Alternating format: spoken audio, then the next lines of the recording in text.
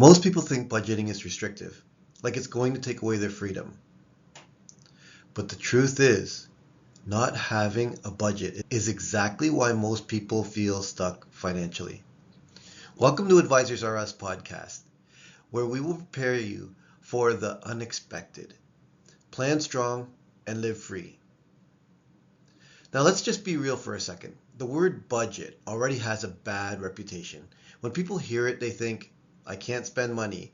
I have to cut everything. I can't enjoy my life. And honestly, I get it. Because most people have either tried budgeting before and failed, or they have never been shown how to do it properly. So what happens?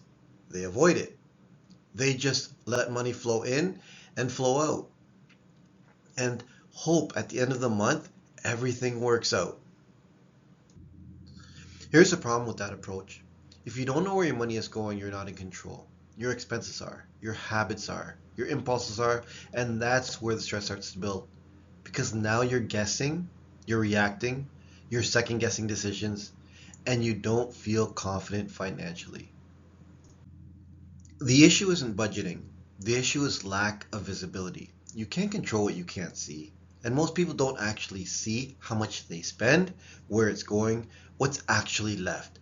They just feel it. And usually that feeling is stress. So let's shift this. The budget isn't restriction, it's a plan. That's it. It's you telling your money where to go instead of wondering where it went. And here's the big misconception. A proper budget shouldn't actually include spending money, lifestyle, flexibility. Because if your budget feels like punishment, you're not going to stick with it. So let me give you a real situation. I worked with someone who avoided budgeting completely. They told me, I don't want to feel restricted. But at the same time, they were constantly stressed about money. Didn't know what was left at the end of the month, always felt like they were falling behind. So we sat down and actually mapped everything out. And what we found was, it wasn't that they didn't make enough, it's that their money had no direction. There were small leaks everywhere. And once we cleaned that up, they didn't feel restricted. They felt relieved. Control creates confidence. When you know your numbers, you stop guessing. You stop worrying. You start making decisions with intention. And that changes everything because now spending feels intentional, saving feels possible, planning feels real. Let's simplify this. A real budget should answer three things. What's coming in, what's going out, and what's left. That's it.